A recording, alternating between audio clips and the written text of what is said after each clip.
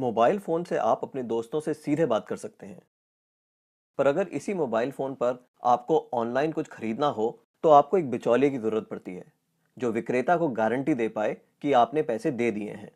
पर क्या यह मुमकिन है कि एक क्रेता और विक्रेता आपस में सीधे समझौता कर लें बिना किसी बिचौलिए की सहायता के? ब्लॉकचेन नामक एक नई टेक्नोलॉजी ऐसा मुमकिन कर रही है। ब्लॉकचेन को आप एक वितरित डेटाबेस यानी डिस्ट्रीब्यूटेड डेटाबेस मान सकते हैं, जो कि एक दो कंप्यूटरों पर नहीं, हजारों लाखों कंप्यूटरों पर प्रतिलिपित है।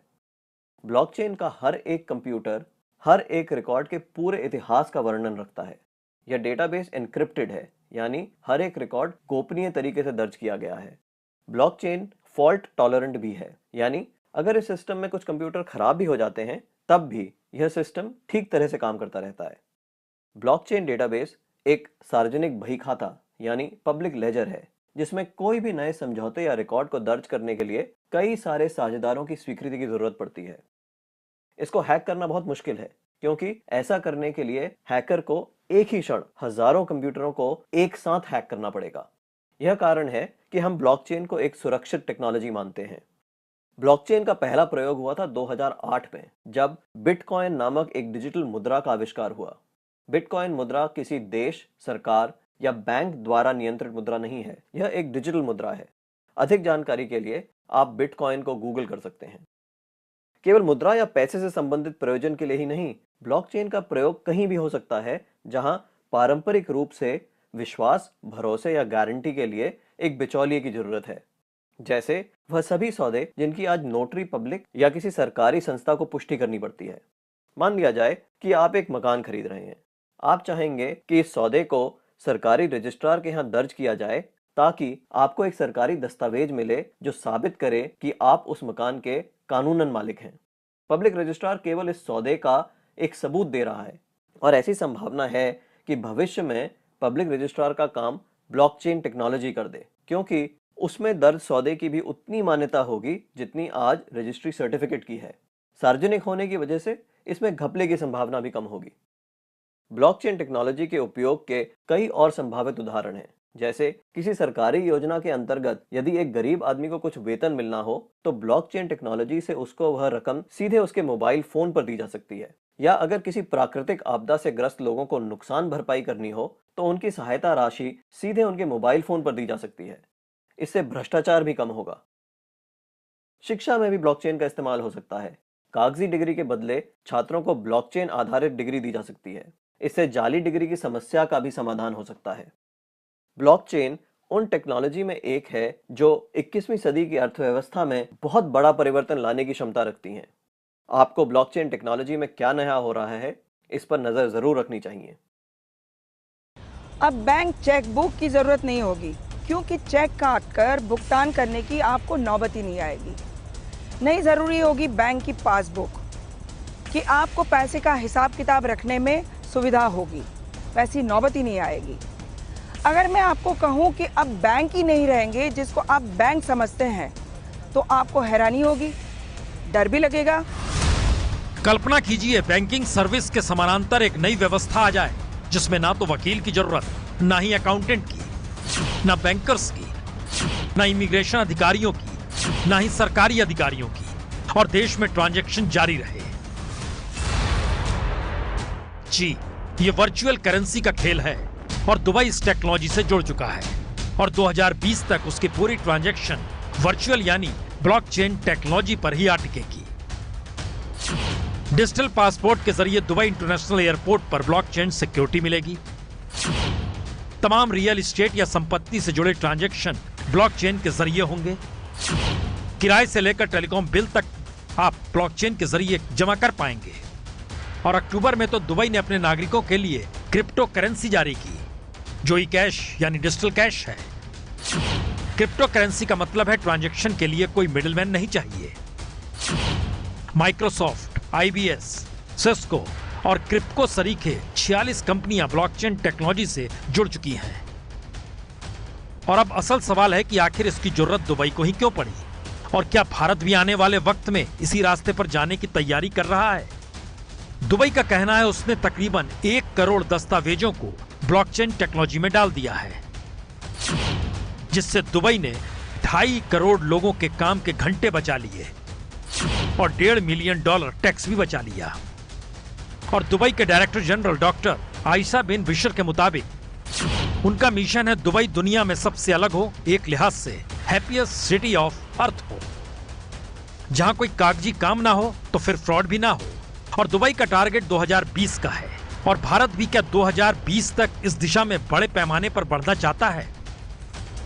ब्लॉकचेन का मतलब साफ है, ना ही रहेगी बैंक, ना ही रहेंगे बैंकर, ना ही रहेंगे मिडलमैन जो आपको ट्रांजैक्शन में मदद करते हैं। यानी एक ऐसी वर्चुअल व्यवस्था जिसमें बागडोर होगी सरकार के हाथ में, वही रखेगी आपके पाए पैसे का हिसाब। बैंकर गायब यानी रोजगार गायब। तो आखिरी सवाल यही है, क्या यह भारत जैसे लोकतांत्रिक देश में संभव है, या फिर भारत भी इसकी तैयारी कर रहा है और आने वाले वक्त में कोई मिडिल मैनेजमेंट जॉब रहेगी नहीं? यह सिर्फ एक सवाल है, पर इसकी गंभीरता इससे भी समझी जा सकती है। अगर भारत में असमानता चरम पर है, हालातों ने 1921 वाली स्थिति को पकड़ लिया है, तो फिर कई थ्योरियां हैं। मसलन असमानता बढ़ेगी तो समाज में असंतोष बढ़ेगा। असंतोष करप्शन से लेकर लूटपाट की स्थिति भी बनाएगा और पैसों वालों को राहत के लिए ब्लॉकचेन टेक्नोलॉजी फिट बैठती है।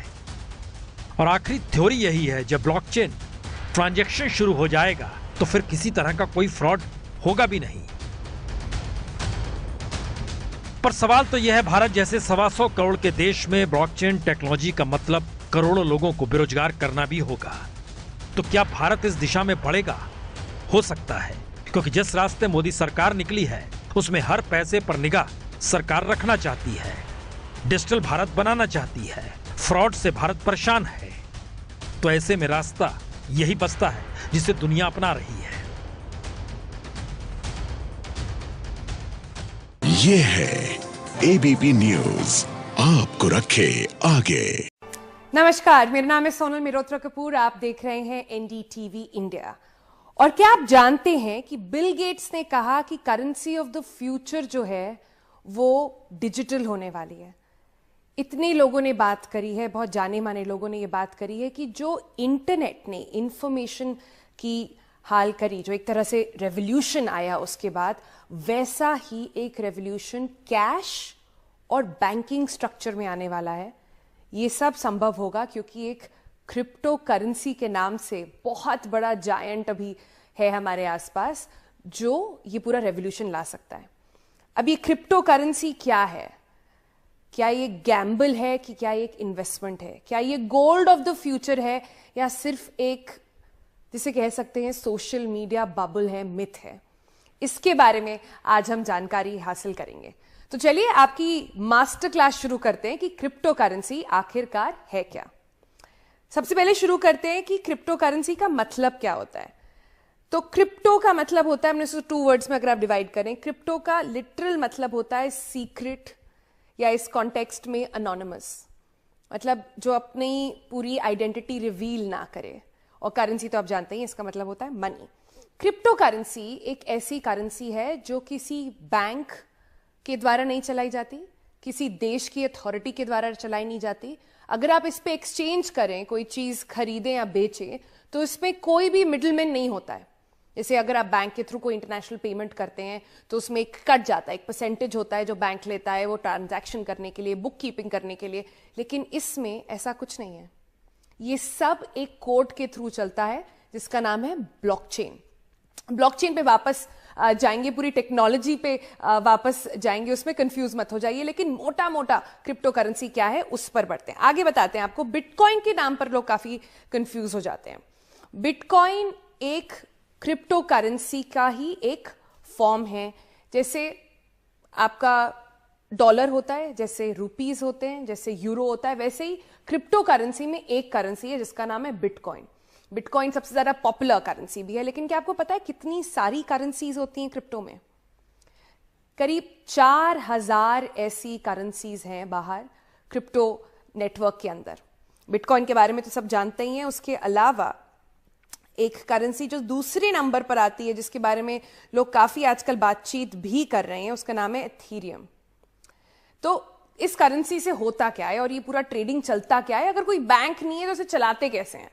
इसमें कोड होता है और इसकी जो बुक कीपिंग, अगर आप कह सकें एक एग्जाम्पल के तौर पर, तो ये बुक कीपिंग जो है, ये जो कोड्स जो लिखते हैं वो ही करते हैं। ये एक ओपन नेटवर्क है तो सबको ही देख सकते हैं, आपकी आइडेंटिटी नहीं रिवील होती, ये नहीं पता चलेगा कि सोनल मेहरोत्रा कपूर ने ये बैंक अकाउंट खोला है, लेकिन मेरा एक कोड होगा जो सबके लिए ओपन होगा, सब देख सकते हैं कि मैंने क्या ट्रांजैक्शन करा है, कैसे करा है। एंड क्योंकि ये इतने सारे कंप्यूटर्स पे रेप्लिकेट होता है तो कोई एक कंप्यूटर पे हैक करके उसे बदलना या चीट करना आसान नहीं है, क्योंकि आपको उतनी ज्यादा ब्लॉकचेन टेक्नोलॉजी ऐसे काम करती है कि आपको उतनी ज्यादा कंप्यूटर्स पे चेंज करना पड़ेगा। क्रिप्टो करेंसी जब पहले आया था तो ये इस कॉन्सेप्ट से आया था कि आप खरीद बेच सकेंगे चीजें इस करेंसी से, लेकिन अब इसका सबसे बड़ा ट्रेड हो। बजट भाषण के दौरान वित्त मंत्री निर्मला सीतारमण ने डिजिटल रूपी का ऐलान किया है। ये एक डिजिटल करेंसी होगी। वित्त मंत्री ने कहा कि वित्त वर्ष 2022 से 23 की शुरुआत में ही आरबीआई की डिजिटल करेंसी डिजिटल रूपी को लॉन्च किया जाएगा। इसका मतलब यह हुआ कि आने वाले समय में आप अपने पर्स में कागज के नोट या प्लास्टिक मनी जैसे क्रेडिट और डेबिट कार्ड रखने की जरूरत नहीं होगी। डिजिटल रूपी के जरिए आप सभी तरह के पेमेंट्स और ट्रांजैक्शंस कर सकते हैं। हालांकि अभी भी डिजिटल पेमेंट के जरिए आप ऐसा कर रहे हैं, लेकिन डिजिटल रूपी और डिजिटल पेमेंट में बहुत अंतर है। आज डिजिटल रुपए को लेकर आपके मन में कई सवाल होंगे, लेकिन इससे पहले यह समझ लेते हैं कि डिजिटल करेंसी लाने के पीछे सरकार की मंशा क्या है। सबसे पहली वजह तो यह है कि सरकार कैशलेस इकोनॉमी को बढ़ावा देना चाहती है। इससे कैश पर निर्भरता काफी कम हो जाएगी। एक आंकड़े के अनुसार भारत में हर साल करीब 30 लाख करोड़ रुपए का कैश ट्रांजैक्शन होता है। डिजिटल रुपी एक कॉस्ट इफेक्टिव यानी कम खर्चीली तकनीक है। इससे सरकार को नोट छापने और इसके ट्रांसपोर्टेशन का खर्च बच जाएगा। कागज की करेंसी होने के कारण देश में आमतौर पर हर साल हर 5 में से एक नोट हटाना पड़ता है। इसमें रिजर्व बैंक की एक बड़ी राशि खर्च होती है। इसके अलावा डिजिटल करेंसी से ट्रांजैक्शन जल्दी पूरे किए जा सकते हैं। मौजूदा दौर में डिजिटल ट्रांजैक्शन में 1 मिनट से लेकर 48 घंटे तक का समय लगता है। सबसे बड़ी बात, डिजिटल रुपी से भ्रष्टाचार को काबू में करने में मदद मिल सकती है, क्योंकि डिजिटल रुपी को ट्रैक किया जा सकता है। इसके पेमेंट को छिपाया नहीं जा सकता है। आमतौर पर भ्रष्टाचार को फलने फूलने में कैश का बहुत बड़ा रोल होता है। इस तकनीक से कैश का इस्तेमाल बहुत तेजी से कम किया जा सकता है। डिजिटल रुपी को ब्लॉकचेन टेक्नोलॉजी और कई दूसरी डिजिटल टेक्नोलॉजी के इस्तेमाल के जरिए मार्केट में उतारा जाएगा। ऐसा माना जा रहा है कि डिजिटल रुपी वाली ये तकनीक देश में डिजिटल इकोनॉमी के क्षेत्र में एक क्रांतिकारी कदम साबित होगा। इसे लेकर वित्त मंत्री निर्मला सीतारमण ने क्या कहा है, ये आपको जरूर सुनना चाहिए। Introduction of a central bank digital currency will give a big boost to digital economy. Digital currency will also lead to a more efficient and cheaper currency management system. It is therefore proposed to introduce digital rupee using blockchain and other technologies to be issued by the Reserve Bank of India starting 2022 and 23. क्या आप जानते हैं कि दुनिया का एक गांव ऐसा भी है जहां पर लोग क्रिप्टो करेंसी से राशन सब्जी खरीदते हैं, क्रिप्टो से अपने बिल भरते हैं। एबी की खबर के मुताबिक सेंट्रल अमेरिकन देश अल सल्वाडोर की संसद ने हाल ही में क्रिप्टो करेंसी को वैधानिक मुद्रा का दर्जा दे दिया है और इसके साथ ही यह देश बिटकॉइन को वैध करेंसी घोषित करने वाला दुनिया का पहला देश बन गया है। हालांकि अल सल्वाडोर में बिटकॉइन पहले से ही स्वीकार किया जाता रहा है, लेकिन इसे लेना या ना लेना वॉलंटरी है। लेकिन अब संसद की मंजूरी के बाद यहां के सभी बिजनेसेस को इसे स्वीकार करना ही होगा। सिर्फ उन्हें छूट दी जाएगी जिनके पास इनकी टेक्नोलॉजी नहीं है। अल सल्वाडोर की सरकार के इस फैसले के बाद सबकी निगाहें यहां के छोटे से गांव अल जोंटे पर हैं और यहां की अर्थव्यवस्था में क्रिप्टो करेंसी पिछले साल से रच बस गई है। इस गांव की मुख्य आबादी मछुआरों की है और करीब 500 परिवार इस काम से जुड़े हुए हैं और इस गांव में बिटकॉइन का उपयोग करना इतना आसान है कि लोग राशन सब्जी खरीदने के साथ साथ अपने बिलों का भुगतान भी क्रिप्टो करेंसी से ही करते हैं। क्रिप्टो करेंसी पर चलने वाला ये छोटा सा गांव अल सल्वाडोर की राजधानी से 50 किलोमीटर से भी कम दूरी पर है। अल जोंटे में इस क्रिप्टो करेंसी वाली अर्थव्यवस्था की शुरुआत 2019 में हुई थी, जब किसी अनजान डोनर ने यहां के एक स्थानीय नॉन प्रॉफिट समूह के साथ मिलकर काम करना शुरू कर दिया था। वैसे रोचक बात यह भी है कि अल सल्वाडोर की 70% आबादी के पास बैंक अकाउंट्स नहीं है।